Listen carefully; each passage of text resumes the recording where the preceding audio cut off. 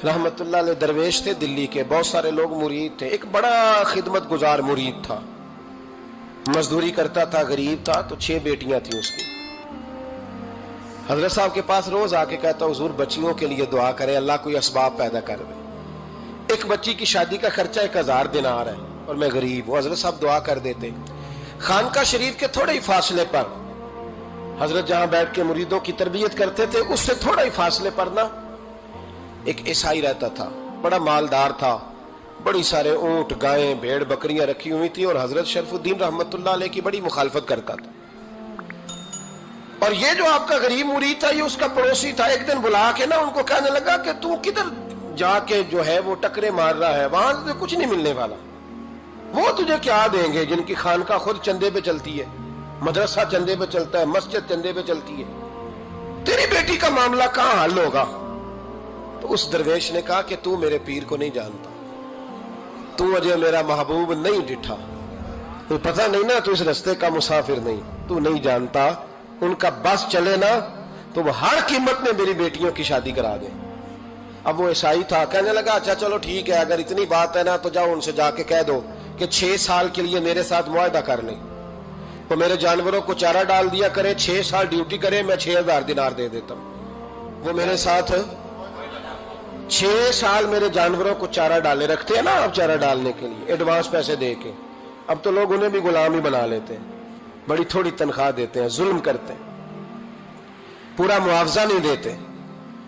हजरत शेख शरफुद्दीन के बारे में वो कहने लगा, जब अपने पीर से जाके कह के मेरे जानवरों को 6 साल चारा डाले, मैं 6000 दे देता हूं, तू जो कहता है हर कीमत पे जाने को तैयार है। उसने जब ये बात की तो मुरीद ने नाराज हो गया, वो लड़ाई हो गई, गिरबान पकड़ लिया, झगड़ा हुआ, बात बड़ी दूर गई। इस तरह की बात करता मेरे हजरत के बारे में, तेरे जैसे कई मैं वहां काम पे रखा दूं। जब वो बड़ी बहस हुई, बात मोहल्ले में, इलाके में फैल गई, दुनिया ने सुन ली, तो शेख शरफुद्दीन तक भी पहुंच गई। इस तरह झगड़ा हुआ है। लोग सो गए इशा की नमाज के बाद। हजरत साहब ने ना सर पे कपड़ा लिया, उस ईसाई के दरवाजे पे दस्तक दी, वो बाहर आया, फरमाने लगे लोग तो सोच समझ के मुलाजम रखते हैं, तूने भी तो सोच ही लिया होगा, तभी तो मुझे ऑफर की है। तू अपनी ऑफर पे कायम है? वाकई मुझे रख लेगा और 6000 दिनार दे देगा? कहने लगा जा बाबा काम कर अपना। फरमाया नहीं, तूने इतने लोगों में बात की, इतनी बहस हुई, तो कायम है? कहने लगा मैं तो कायम हूं, पर आपने नहीं कायम रहना। फरमाया मैं सोच समझ के आया हूं। उसने कहा आप ड्यूटी करेंगे, भैंसों को चारा डालेंगे? फरमाया एक शर्त, बस जब अजान हो जाए ना तो मुझे रब की नमाज पढ़ने की इजाजत दे देना, बाकी सुबह शाम जो तू कहेगा। अगर उस गरीब की बेटियां ब्याही जाए तो मुझे और क्या चाहिए? उसकी 6 बेटियों का बोझ है उसके सर पे, तू मुझे रख ले। अल्लाह अकबर। वो कहने लगा चले पे मेरे साथ खते बंदगी कर ले। आजकल हम स्टाम करते हैं, उस जमाने में खते बंदगी होता था, गुलामी का खत, काजी शहर के पास, यानी उसका ख्याल था कि चलो स्टाम की बात करूंगा तो भाग जाएंगे। फरमाया चल मैं तैयार हूं। काजी तक गए, तय हो गया, 6000 दिनार दे दिए। हजरत ने मुरीद को बुलाया, फरमाया पुत्र ये ले जा मेरी बेटियों को रवाना कर दे। कहने लगा हुजूर ये क्या कर रहे हो आप, कुछ सोचे? फरमाया यार जब तुझे बेटा बना लिया तो फिर मेरी पोतियां तो लगती हैं ना, मेरा हक तो बनता है ना, जा जाके ड्यूटी कर, उनको ब्याह दे। बात फैल गई। बादशाह भी अकीदतमंद था, वो 12000 दिनार लेके पहुंचा। क्या बताऊं इन रब के बंदों का दिल कैसा होता है, क्या दर्द होता है, क्या रंग। 12000 दिनार लेके बादशाह आया और आके हजरत को पेश किए, का हुजूर आप दें इस ईसाई को डबल दें और जाए काम करें। आप फरमाने लगे तू पैसे दे, शर्तें ना लगा, मेरा जहां दिल करेगा मैं खर्च करूंगा, मुझे तो मजा ही अब आने लगा है, अभी तो लुत्फ आ रहा है, अभी तो जायका आया है कुछ करने का, पैसे देने हैं तो दे, पाबंदी ना लगा, जहां मेरा दिल करेगा मैं। उसने कहा हुजूर ठीक है रख ले।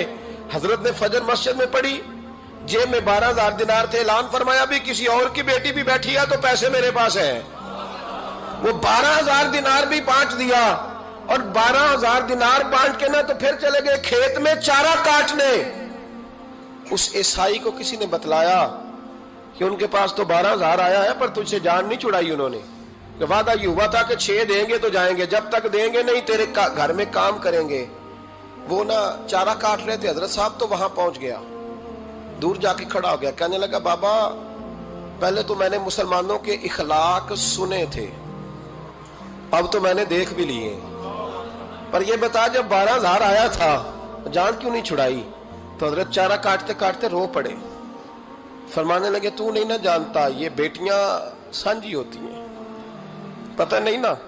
میرے رسول پاک نے تو حاتم تائی کی بیٹی کے سر پہ کپڑا رکھ کے کہا تھا بیٹیاں برابر ہوتی ہیں، تو یہ نہیں پتا جب اس کی 6 بیٹیوں کی شادی ہوئی ہے میرے اندر روحانیت کتنی بڑی ہے۔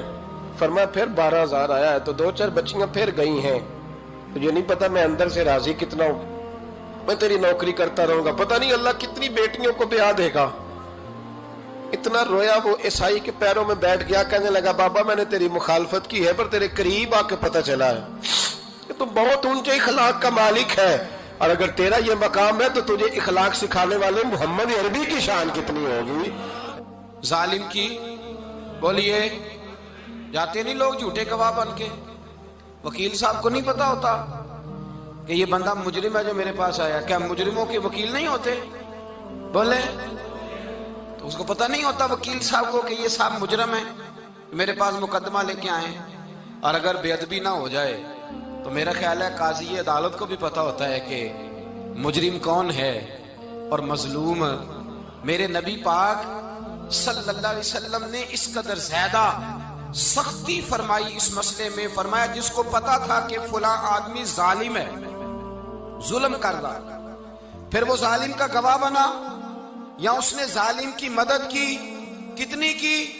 شارحین لکھتے ہیں چاہے اس نے ایک جملہ بول کے کی، چاہے ایک، سارے بولیے، چاہے ایک غریب کو اس نے ظلم کیا تو کہتے ہیں علاج یہ سی، چاہے ایک جملہ بول کے کی، شارحین اس حدیث کی شرح میں لکھتے ہیں ایک جملہ بول کے چاہے مدد کی، جس بندے نے کسی ظالم کی مدد کی کسی مقدمے میں یا کسی صورت میں اور اسے پتا تھا یہ ظالم ہے، میرے نبی پاک صلی اللہ تعالیٰ علیہ وسلم فرماتے ہیں اگر اس نے مدد کی، ابھی ظالم کی بات نہیں ہو رہی، ظالم کے مددگار کی بات ہو رہی، اگر کسی نے ظالم کی مدد کی تو حضور فرماتے ہیں خدا بھی اس سے بری و ذمہ ہے، رسول بھی اس سے بری و ذمہ ہے۔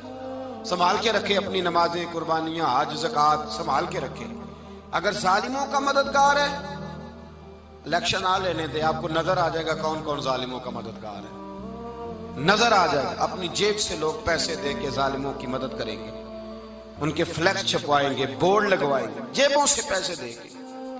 ہم نے خود آگ لگائی ہے چمن میں اپنے، بے سبب گردشی ایام کو الزام نہ دو، ہم نے خود نور کا ظلمت سے کیا ہے سودا، کر کے توہین سحر شام کو الزام نہ دو۔ ظالموں کے مددگار میدان میں آ گئے، یہ چھوٹا لفظ نہیں، میرے حبیب پاک صلی اللہ علیہ وسلم نے فرمایا جو ظالم کا مددگار ہے سن لے جو سجن کے ساتھ کچہری جاتا ہے، وہ یاد رکھے جو دوست کا گواہ بنتا ہے، وہ یاد رکھے جو کہتا ہے میں مانگی گیا تھا، مجھے بلایا گیا تھا قبضہ چھڑانے کے لیے کسی غریب بیوہ کی جائیداد پہ، وہ سن لے تو مدد کر کے نہیں آیا، تو خدا کے ذمے سے نکل گیا ہے۔ رسول پاک نے فرمایا تیرا میرا تعلق ختم ہو گیا، تو ظالم کا مددگار ہو گیا۔ پھر تو کہتا میں بے چین ہوں، میں بے قرار ہوں، میں آزمائش کا شکار ہوں، پلٹ کے دیکھ تو صحیح تیرا گناہ کتنا بڑا ہے۔ میرے نبی پاک صلی اللہ علیہ وسلم کا ایک اور فرمان سن لیں، ابن ماجہ ابو داؤد میں موجود ہے، اس حدیث کو آپ نے یاد کر لینا ہے، کر لیں گے انشاءاللہ، سارے کہیے انشاءاللہ، کر لیں گے یاد۔ حضور صلی اللہ علیہ وسلم نے فرمایا اگر تو ظالم کی مدد کرے گا نا، یہ لفظ دل کی تختی پہ لکھ لینا، یہ مکافات عمل ہے، مکافات عمل دنیا، ادھر کرو گے تو ادھر بھرو گے۔ فرمایا اگر تو کسی ظالم کی مدد کرے گا، سن لے حضور کا فرمان ہے، اگر تو ابن ماجہ ابو داؤد سیاہ میں موجود ہے، فرمایا اگر تو کسی ظالم کی مدد کرے گا تو رب تعالیٰ مرنے سے پہلے تیرے اوپر بھی ظالم کو مسلط کر دے گا، تیرے اوپر بھی ایک دفعہ ظلم ضرور ہوگا اگر تو ظالم کی، وہ کسی صورت میں بھی ہو سکتا ہے، کسی صورت میں بھی تیرا بیٹا ہی اٹھ کے ظلم کر دے گا، تو الجھ جائے گا، کسی نہ کسی جگہ تیرے لیے تباہی کا سامان ہوگا، تیرے اوپر ظلم ہوگا، اس لیے کہ تو ظالموں کا مددگار ہے۔ چاہیے یہ تھا کہ تو مظلوم کی مدد کرتا، انسانی ایمانی یقین کا فریضہ سر انجام دیتا، تو ظالموں کا مددگار ہو گیا۔ ٹٹول کے دیکھ لیں، رزلٹ نکال کے دیکھ لیں، ہمارے زمانے میں ظالموں کے مددگار زیادہ ہیں، اتنی لمبی زبانیں نکال کے ظالموں کی مدد کرتے ہیں، بڑے بڑے کالم نویس اللہ نے انہیں قدرت دی لکھنے کی، تو اپنا قلم ظالموں کی مدد میں خرچ کرتے ہیں۔ وہ لوگ جن کو اللہ تبارک و تعالیٰ نے قدرت دی، ہمت دی، طاقت دی، کچھ لوگ ان کے حلقہ احباب میں، وہ اپنے لوگوں کو استعمال کر کے ظالموں کی مدد کرتے ہیں، ظالموں کی مدد کرتے ہیں۔ میرے نبی کریم سید عالم نور مجسم صلی اللہ علیہ وسلم نے فرمایا، اگر تو نے ظالم کی مدد کی تو جب تک تو توبہ نہیں کرے گا رب تجھ سے ناراض ہی رہے گا۔ اللہ تجھ سے، او بھائی جس سے رب بھی ناراض ہو گیا، نہ کھانا نہ پینا نہ سونا نہ جاگنا نہ نیند، پھر تیری ہر چیز تیرے لیے آزمائش ہو جائے گی، پھر تیرا سایہ بھی تیرے لیے خوف کا سامان بنے گا، پھر زندگی جیتی جاگتی لاش بن جائے گی، تو اپنے کندھوں پر اپنی میت اٹھائے پھرے گا جب تو ظالم کا مددگار ہوگا۔ اور نبی پاک صلی اللہ علیہ وسلم نے فرمایا ظالموں کا مددگار بھی ظالم ہوتا ہے، ظالموں کا مددگار بھی، سارے بولے ظالموں کا مددگار بھی، نہیں کو نہیں، آپ سارے نہیں بولے، ایک دفعہ بولے ظالموں کا مددگار بھی، پکی بات ہے، ظالموں کا مددگار بھی۔ اللہ اکبر، جس کا یارانہ ہو، جس کا دوستانہ ہو، جو کہے میں نے نا اس کو اوکھے ویلے کے لیے ظالم کو یاد رکھا ہوا ہے۔ کبھی مشکل میں رکھے نہیں ہوئے لوگوں نے ظالم دوست، کہتے میں نے رکھے ہوئے ہیں، بلکہ ہمارے دیہات میں تو کہتے ہیں میں نے بازو بنائے ہوئے ہیں۔ کس کو بازو بنا لیا؟ ظالم بھی کبھی بازو ہوتا ہے، جو ظلم کی تلوار لیے میدان میں کھڑا ہے۔ قارون، حامان، فرعون، نمرود کا حال نہیں لوگوں نے دیکھا؟ اپنے زمانے میں آپ نے کتنے لوگ نہیں دیکھے جن کے سائے سے، آواز سے لوگ کانپتے تھے؟ پھر پولیس کی گاڑیوں میں وہ اس طرح مردہ پڑے کہ دنیا نے تماشا دیکھا ان کا۔ یہ رنگ ہم نے دیکھے نہیں اپنے آنکھوں سے۔ فرمایا ظالم کا مددگار بھی، جو کار میں بٹھا کے لے کے گیا وہ بھی ظالم، جس نے چائے پلائی وہ بھی، جس شخص نے کھانا کھلایا وہ بھی، جو کچہری تک ساتھ گیا وہ بھی، جس نے فلیکس کے نیچے، بڑے شرابی کے نیچے چھوٹی اپنی فوٹو لگائی وہ بھی، جو ووٹ کی پرچی ڈالنے گیا وہ بھی۔ کہہ دینا باہر نکل کے کہ حضرت صاحب نے سیاسی تقریر کی ہے، کہہ دینا، پر بات تو سچی ہے نا۔ خو کرے ہم تو سے تھوڑا سا گلا بھی سن لے، خو کرے ہم تو سے تھوڑا سا بھی گلا۔ امام مالک کے پاس ایک بندہ آیا، اس نے کہا حضور میں درزی ہوں، ایک ظالم بادشاہ مجھ سے کپڑے سلواتا ہے، میں تو ظالموں کا مددگار نہیں نا۔ ایک ظالم بادشاہ مجھ سے، حضور میں تو مددگار نہیں نا ظالموں کا۔ جو فرمایا ظالموں کا مددگار بھی ظالم ہوتا ہے، تو کپڑے لے کے آتا ہے میں سی کے دے دیتا ہوں، ذمہ داری نہیں۔ یہ ایک آدمی دکاندار ہے، اس سے کوئی بندہ چیز خریدنے آئے گا تو تھوڑی کہے گا میں نے نہیں دینی، تو دے گا۔ کوئی بندہ اگر کسی شخص سے کوئی کام کہتا ہے جو اس کی فیلڈ ہے، اس کا شعبہ ہے، اس کا معاش کا وہ سلسلہ ہے، کہتے ہیں یا رسول اللہ صلی اللہ علیہ وسلم ظالموں کا مددگار بھی ظالم، حضور نے فرما دیا۔ تو امام مالک سے بندے نے مسئلہ پوچھا، دل کی تختی پہ لکھنے والی باتیں ہیں، کہا حضور میں درزی ہوں، ظالم کپڑے سلواتے ہیں، میں تو مددگار نہیں نا۔ امام صاحب کہنے لگے نہیں، مددگار تو وہ ہوگا جو تجھے سوئی دھاگا فراہم کرے گا، تو پورے کپڑے سی کے دیتا ہے، تو خود بہت بڑا ظالم ہے، تو پورے سوٹ سی کے دیتا ہے، تو بہت بڑا ظالم خود ہے۔ مددگار تو وہ ہوگا جو تجھے دھاگا دے گا، جو تجھے بٹن دے گا، جو تجھے نلکی دے گا۔ جو ظالم سے اتنی نفرت ظلم کر کے بندہ ہے، یہاں تو ہمارے زمانے میں ہیرو بن جاتے ہیں لوگ، ظالم ہیرو ہے، لوگ اس سے ڈرتے پھرتے ہیں، گھومتے پھرتے ہیں، اور بہت سارے کم مزاج لوگ اس کے پیچھے ہاتھ باندھ کے پھرتے ہیں۔ ظالموں کی مدد کرنا، ظالموں کے ساتھ رہنا، یہ ظلم ہے، ظلم، یہ زیادتی ہے۔ میرے نبی پاک صلی اللہ تعالی علیہ وآلہ وسلم نے ارشاد فرمایا، یاد رکھو رب فرماتا ہے میں مظلوم کی مدد ضرور کروں گا، چاہے جلدی کروں چاہے دیر سے کروں، میں مظلوم کی مدد۔ اور حضور صلی اللہ علیہ وسلم نے فرمایا ہے، حضرت معاذ بن جبل کہتے ہیں حضور نے مجھے یمن کا گورنر بنایا، جب میں جانے لگا نا تو حضور نے بڑی نصیحتیں کی، بخاری میں موجود ہے، فرماتے ہیں جب میں پلٹنے لگا تو میرے رسول نے فرمایا معاذ ایک منٹ ٹھہر جا، ایک بات میری یاد رکھنا، اس کو نہ بھولنا۔ کہا حضور کیا؟ فرمایا دیکھنا کسی پہ ظلم نہ کر بیٹھنا، کہیں تجھ سے زیادتی نہ ہو جائے۔ محبوبہ پھر حضور نے فرمایا سن میرے معاذ، میں تجھے گورنر بنا رہا ہوں، زیادتی نہ کر بیٹھنا۔ یا رسول اللہ صلی اللہ علیہ وسلم کیا ہوتا ہے؟